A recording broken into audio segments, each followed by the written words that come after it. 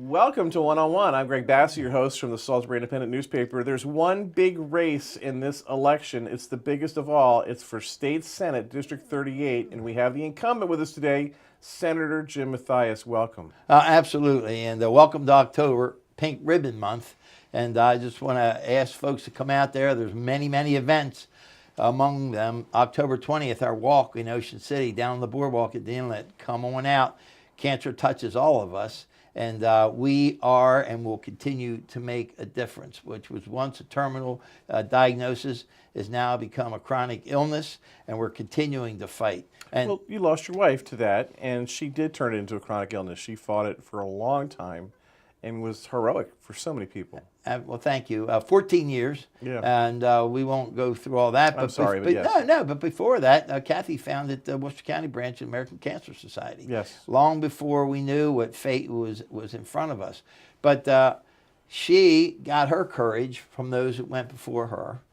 Respectfully, Kathy gave hope and courage to those who were in the fight now. And we made great strides, which we will talk about. But all races are a big race. Right. We're in this to strengthen our democracy, and that's the most important thing. And, full spectrum. I remember when I went to talk to Fish Powell, God rest his soul, about running for city council.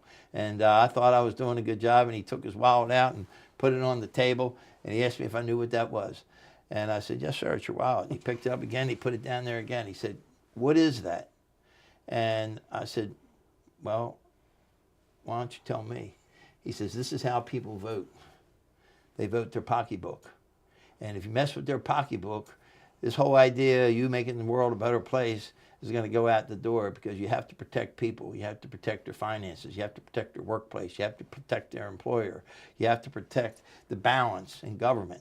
And you know what? Every race is important. Every appointment is important. Your zoning boards, people's fate left and right. So I'm asking folks today not only to continue to support me and ask for their confidence and trust, but to be engaged. Hopefully my time in government will be an inspiration. We're going to talk about some of the things we've been able to accomplish and things that we're yet to do, which I'm asking you to go back to do.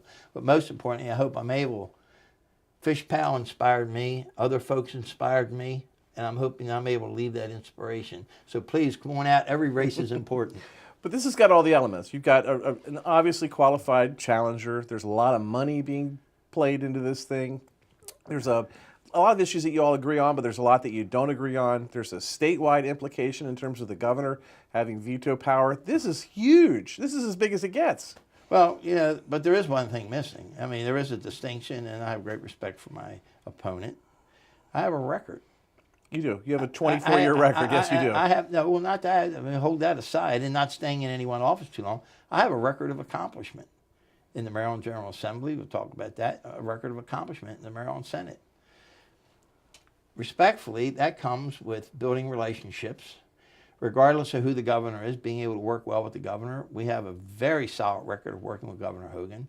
We have a record of accomplishment working with our previous governor during the worst economic downturn since the Great Depression. And that record comes from respect, it comes from trust, and it comes from working. Not only are we senators for the 38th, Worcester, Wycomico, and Somerset, we're senators for the entire state of Maryland. There's 47 of us.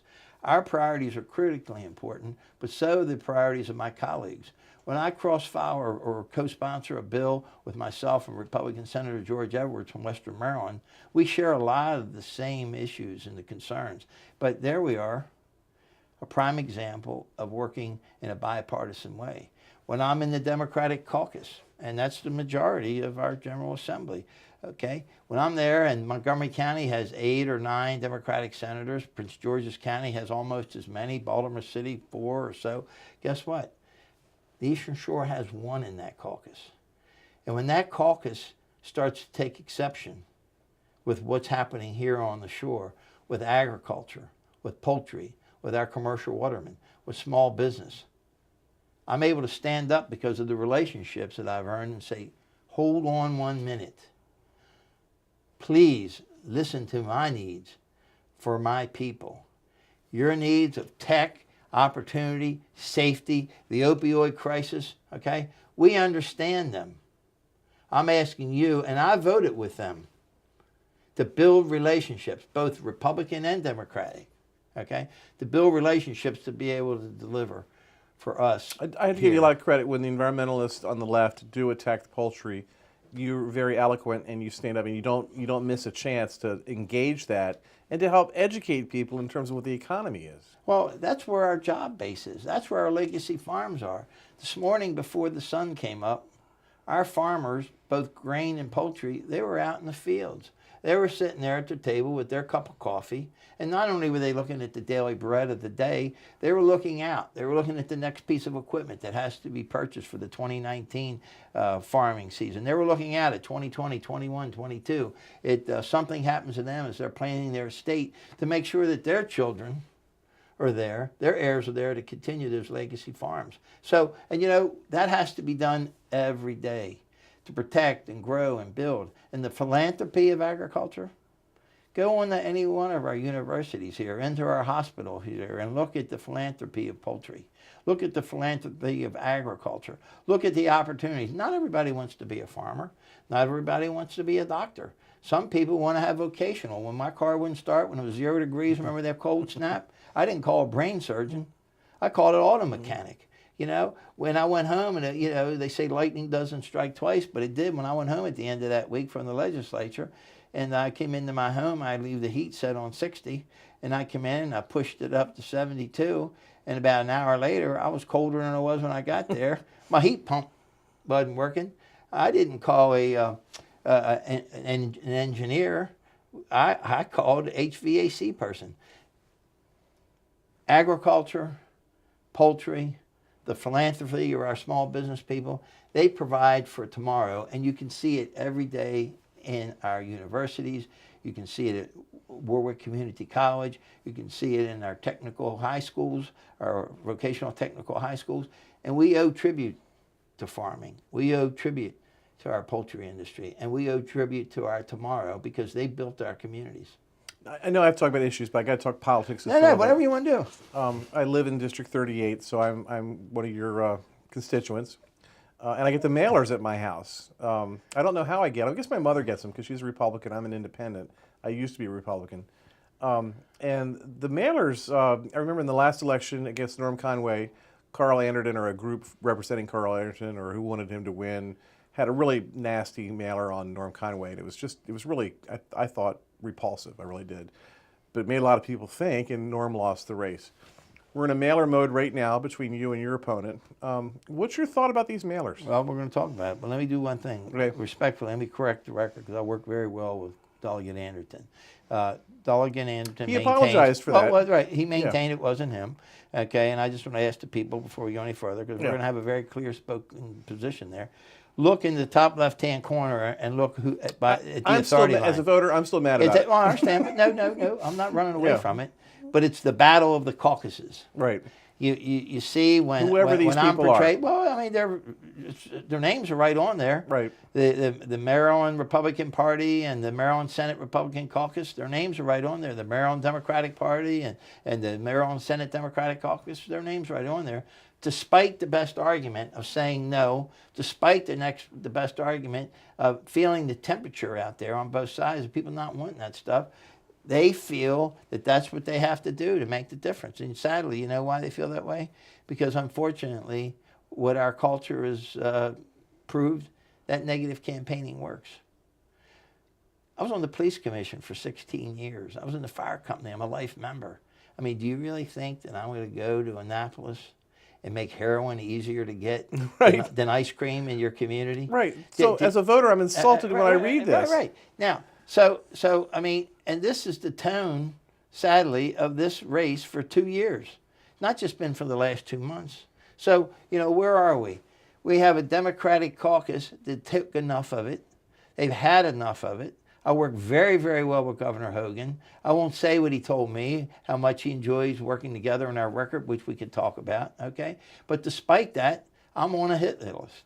I'm on a hit list where no holds are barred, and you've seen it first in your mailbox. Other people. And it doesn't stop at the mailbox. And there are 5 people on the hit list on in the Senate. internet. Yeah. On the internet. Let's just talk about this. My daughter, Christian, her 20-month-old son, on a particular Sunday, there's an app called Tiny Beans where new parents put pictures up of their developing children and they share it with the family. She was on there on a Sunday night not too many weeks ago. My sister at the same time, I didn't realize my sister plays Scrabble on the internet. At the same time, she was on the internet playing Scrabble. Within 5 minutes of each other, they both called me very upset by the fact that these internet ads that came in and said that I was supporting socialist agenda, making heroin easier to get in the communities, all these kind of things, costing the taxpayers money for voting for all these taxes. That's a bunch of malarkey. Somebody said to me, what's different now in the last month of the race? It was different for the last 3 years and 9 months. And I said, I'll tell you, nothing. I'm working just as hard, just as effectively. But you know what? I have to make sure that people know respectfully who I am, who Senator Mathias is. And despite the rhetoric and the noise, the distortion of record, who Senator Mathias is not. And that's sadly what these flyers, what these internet pop-up ads are. And it's not over yet. Stay tuned. Yeah, there's a long way to go. It's not over yet. So you know, I don't condone it. Okay, so wait, I'm a voter and I get one of these in the mail and I know it just feels wrong to me. Or I go, did he really do that? As a voter, what am I supposed to do? Well, a couple things. Trust your intuition. Pick up the phone and call. If we had to have a poll on how many people in District 38 have my cell phone number, thousands. Yes. And that's the truth. Yes. And guess what? You know how many call me? Thousands plus the ones that they give my number to. Right. Call the office. Call me. You know, trust your intuition. And if you did it, you'll explain why. Yeah, sure. Hey, look, you want to take exception on a bill, the sick and safe bill? I Or mean, the heroin bill that they talked about, you had an opportunity to vote differently on that politically several times and do yourself no harm at all because it wasn't going to go anywhere anyway, but you took a stand. Right, sure. And so when you ask the question, and we can go back to that, what does a constituent do?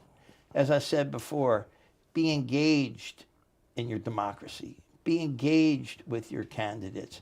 Get to know them. You know, when it's all said and done, I already said about wanting to be an inspiration. People that have known me or first met me know that I'm very approachable. They say, look, I saw this thing about this bill, this heroin bill, or you overriding the governor's veto, or you allegedly voting for these taxes. What is that all about? Well, guess what? As they give you an opportunity to explain yourself, a very good portion of the time they say, wow, that's not what you did, or that's not why you did it. But guess what? Disputing a vote, fair game. Impugning somebody's character, I think is not. And you know, some of these most recent flyers are now saying that I'm somebody who's not trustworthy. I don't want to sit here. The first rule in politics is don't repeat a negative. Right. And here we are for 3 or 4 minutes talking about. Yeah, you shouldn't do that. Right, precisely. Exactly. But you know, but you've asked me, what do? You go to the source, right? So, but hopefully your record, talk about record, how many years, I don't want to turn the tables here, but how many years did the Wicomico County Council and the people of Wicomico County want an elected school board? I thought you were heroic in that. How in many that years? debate. Long And time. they couldn't get it done. Right, long time, right? And respectfully, when they approached me, I had a simple request. Have public hearings. But no, the momentum was going, and they wanted you just to lay down. Right. And you stood up and said, wait a minute, I don't know where the voters I know where the Republican Central Committee stands, but I don't know where voters stand on this. Let's have some hearings. Let's talk to some people. I thought it was heroic what you did. And respectfully, thank you. And what did we do? Okay, we made sure we had public engagement, which I've talked about a couple times here. Right. Okay, respectfully, we had a full 4-year term, right? I pledged to them that I would put in the bill once we had the appropriate public hearings. Okay, we came back after that first session. right? The bill, I could tell you the chairman of the committee said to my colleague from the Middle Shore, said, isn't there 2 senators for Wycomico County? And my colleague said, yes, sir. I said, well, I don't see your colleague's name here on this bill. And could you address that? And there was a pause. Well, clearly, when I was asked later why was my name not on the bill, I said, because merely all I asked for was a simple matter of public hearing. Yeah. When they weren't forthcoming and the bill respectfully was rushed, Yeah. I just stepped back. I didn't say no. Yeah. I didn't go to the committee. I didn't do this thing. In the end, you didn't get your way, but you did the right thing. And you know what happened? In the interim, we had public hearings. The public spoke. We found compromise, and guess what? We have an elected school board in Right. Wycomico County. So, when we talk about record, the disparity grant here, it's always tough on the shore here. Tough, tough, tough. We have more of a seasonal-based economy, intense small businesses here, and it's tough. And our earnings here don't match up with average earnings elsewhere in Maryland. And we have a disparity grant that helps relieve or relieve property tax pain and things like that. And it was ready to expire. And it had to be renewed. That's a tough thing. Delegate Anderton came to me and asked me to help him champion it. And guess what? We got the job done. At the end of his first legislative session of this term, he was home here pumping gas at Wawa towards the end of the session, and was approached by the management over at the Shorebird Stadium. And they were very upset that monies were supposed to be in there to do the reface and renewal of no one the had told stadium. him. Right. And it had, honestly, it had fallen in the cracks of the transition between the previous administration Right. and Governor Hogan. And you know how it was found out? At the gas pump in Wawa. And guess what? Delegate Anderton called me the next day and came over and said, hey, man, I need your help. And guess what? Guess what we got put in the budget before it was over? A portion of that money. 800,000. Right. These are the things that we have been able to do together as a record. And this is the difference between, respectfully, when you say that this is a race and everybody, well, there's everything present, respectfully, perhaps maybe from my opponent, except for a record of accomplishment. I know I'm supposed to do issues, but politics again, I'm sorry. The registration numbers in Worcester County in District 38 really skew Republican. That is, I understand. Republicans should win overwhelmingly every time, it seems like, based on those numbers and the way Republicans turn out. You have a history of winning very close races. Do you ever wish you could just have one race where you could just, stomp and get 80% like other people do? Or it's always going to be hard for you as a Democrat. No, it is, but I'm not a Democrat. I'm not a Republican. I'm not an independent. I'm an Eastern Shore person that represents the Eastern Shore. And as I talked earlier about being a lone voice in the Democratic caucus for rural Maryland, not just the Eastern Shore, I'm one that have earned respect and being effective. And when we can sit here now, less than 30-some days out from an election, and I can talk to you about a record of accomplishment, that's important. That's secondary to the constituent service.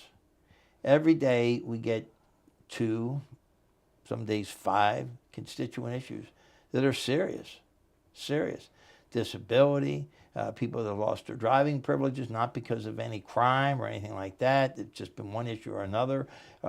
Indebtedness, opportunity, a single mom that fell upon hard times that we're able to help and lift up one way or another way, or through senatorial scholarships to go back and retrain and retool. That is really where the action is, constituent service, number one. Number two, representing efficiently and effectively the entire district.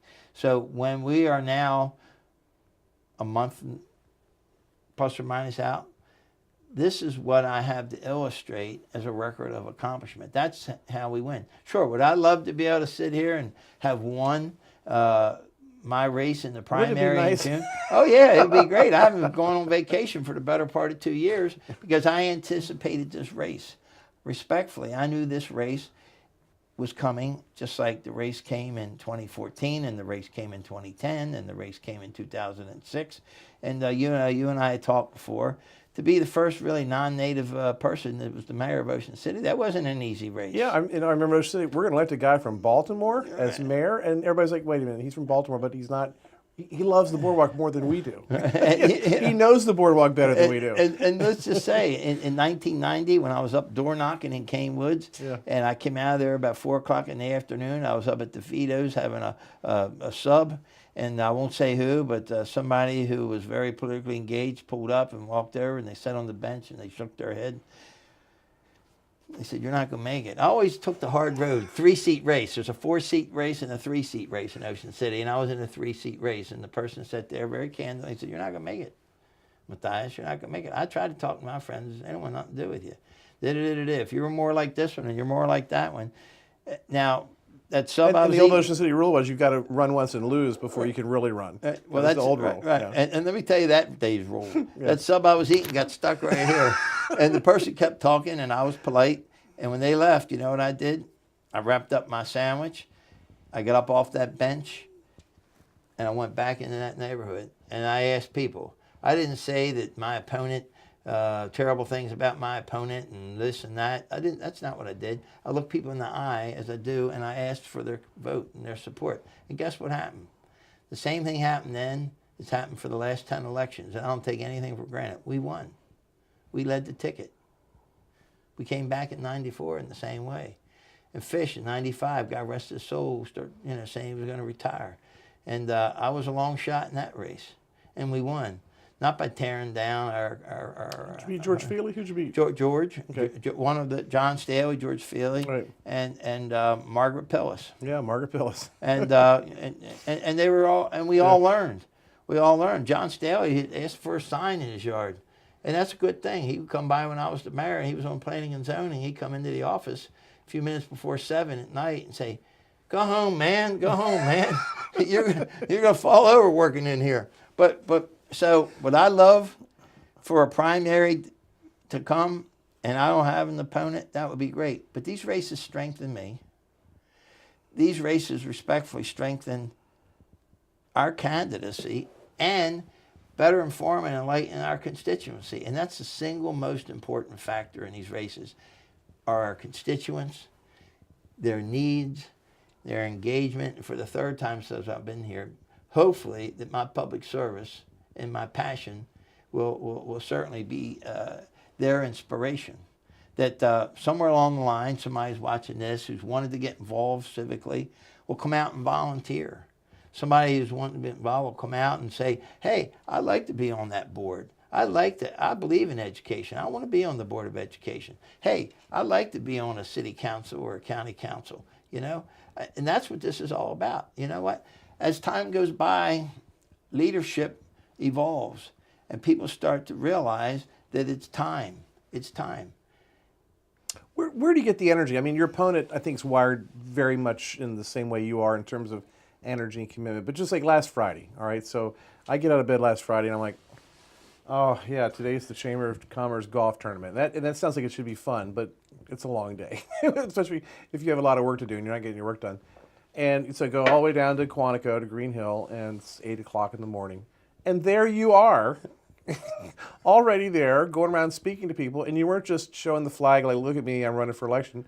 You're talking to people, you're talking about business, you're talking about legislation, you're asking, "How am I doing?" You're completely engaged in what's going on in the community with people from Salisbury. Well, I mean, first of all, when you are in public service, everybody's opinion is important. I'll answer your question. When you start to represent, like when you're on the city council and your city or your town is important, and you become a mayor, your town and your region is important, and you integrate with the county commissioners, and then you're the spokesperson, you're the governmental spokesperson for your city up in Annapolis. It is very important. Our regionalism, you've asked me a question. Right. We are stronger together as a region as we are as separate townships. And making certain that I have a solid and strong relationship with the Salisbury Chamber of Commerce, with the Greater Salisbury Committee, with SWED, and all those kind of things is very important. Where do I get the energy from? My passion, man. Look, people used to say about Governor Schaefer, I mean, he was 24/7, man, 24/7. And he just kept going. And I get it. You know, I felt like in this life I've been dealt a good hand, but I've caught some jokers along the way. You know, I watched, us get destroyed with Hurricane Agnes, my family, just at the same time we were making an entry into Ocean City. I watched my dad come down there and open a business off the boardwalk, and nobody came. And I watched him drop dead suddenly at 47. Undercapitalized, my mom, 44 years old, exercised great confidence in me and my brother and my sister. My sister Holly stayed home with mom. She was 12. Okay, well, Jeff and I came down here to start a business. But guess what? We were undercapitalized. We had to make a $10 bill look like a $100 bill. We had to make sure that when we gave people our word, and we did that. I was the first person in the world that ever have two. Your dad had pinball machines. Right. Two Guinness World Pinball machines on the boardwalk. Right, it's the truth. And we weren't even on the boardwalk Right. yet. But what I'm saying, I was the first person that had two Guinness World Book pinball marathons in the world. Right. And you know why was that? Because I had to. Because I had to draw notoriety to why would you come here instead of going there? So what I'm saying is my passion. It was required for my family. It was required for our success. It was required for my recognition in a community as a new person. You know, when Mayor Harry Kelly was playing cards at the Sportsman's Lounge and the Cork Bar, and you know the names, the Purnells and the Harrisons, just to say a few names here today, Buddy Jenkins and the like. You know that when that young whippersnapper, 22, 23, 24-year-old from Baltimore came in, it was trying to These guys all had they all had to sign off on you. make his way. You know what I mean? That's scary. And there was one way. Yeah. And you know what that was? Work ethic, and giving your word and sticking to it. So you know that's the passion. That's the reason. When your mom gives you her full confidence, I mean, Dad was her sweetheart. You know, and I won't go into it much more, but at the snap of a finger, he was gone, and you have to turn to your sons and your daughter to carry on your life. You can't give up on them. You got to believe in them. But Mom told me, yeah, Jimmy, you can stay, but I'm not signing any notes, and you're not borrowing any more money against this building. We already own too much. So what I had to do then was I had to go out and sell myself. And that's what I've continued to do. We've already talked about these other races and all those kind of things. So that's what I've continued to do. Look, I stand right alongside of some big shoes on the shore. You know who they are. You talk about our previous senators, Joe Long. You talk about Appropriations Chairman Norm Conway. You talk about other folks that have made the shore what it is. And I had to make sure that I was equal to what they were. We couldn't let this just be a footnote in the House. We couldn't have delegates. We couldn't let this just be a footnote in the Maryland Senate. We couldn't allow a governor from either the Democratic Party or the Republican Party to dim the light on the needs of us here on the shore. So it was on me, and it's on us. And I am strengthened by us. I've only got 2 minutes left, but you get reelected. What's the big thing you want to work on? Well, there's a number of things. I want to make sure we have job opportunity. When I would go to my grandmother's after church on Sunday, you know, in the city, the family place was the kitchen. And my mom made the best hot roast beef, mashed potatoes, right? And we all were there by 2 o'clock. And guess what? We weren't Skyping or FaceTiming from Florida or Illinois or California. We were together. I want opportunity here for our families. Our greatest asset on the Eastern Shore is our families, number one. Number two, enhance and improve, which I've done, healthcare, rural healthcare access, affordable prescription drugs, opportunity, fighting to make sure that we understand clearly, responsibly this opioid addiction. You know what? We all know how important, we talked about how important and the positive effect of poultry here is on the shore. Can you believe the opioid addiction has shadowed the positive effect? Talk to Dr. Dereker. The positive effect of poultry here on the shore has been shadowed by the opioid addiction. I want to make sure our politics are too important. We talked about inspiration. I'm going to put in a bill that says that the independent voter can vote in primaries. Why should you as an independent... I got to 1 year. Right. Why should you as an... Republicans let me 1 year, yeah. Right. Why should you independent have to sit on the sideline? You know what's happened? The disenchantment with party politics has led to the growth in independence. I'm going to put that bill in. I want to make sure that our retirees from the state that found challenges along the way, that we're able to solve those issues along the way. So these are just a few things, but want to make sure that we strengthen the shore, the opportunities that are here, the access to health care is here, the affordance to prescription drugs are here, but also that I continue to earn the respect of our governor, of my colleagues in both the Senate and the House, so that we get our fair share and more. He's our senator. He's Jim Mathias. He's running for re-election in District 38, and we wish him well the last couple of weeks here as we head to November. Well, thank you. And I'd like to ask your viewers for their vote and their continued support. How can people get a hold of you? You ready? We can do it like this. Sure. I'll give you my cell number, 443-497-0911. JimMathias.com, Facebook, Twitter. He's going to hold up a sign. And just remember, endorsed by the people of the Eastern Shore, respectfully, and that's you. And I'm forever grateful. You can always count on me. So the rule is ask for the vote. So yeah. He's Jim Mathias, and we were thrilled to have him today on another edition of One on One. Thank you so much. Thank you. I'm Greg Bassford from the Salisbury Independent newspaper. Another special election edition of One on One right here on PAC 14.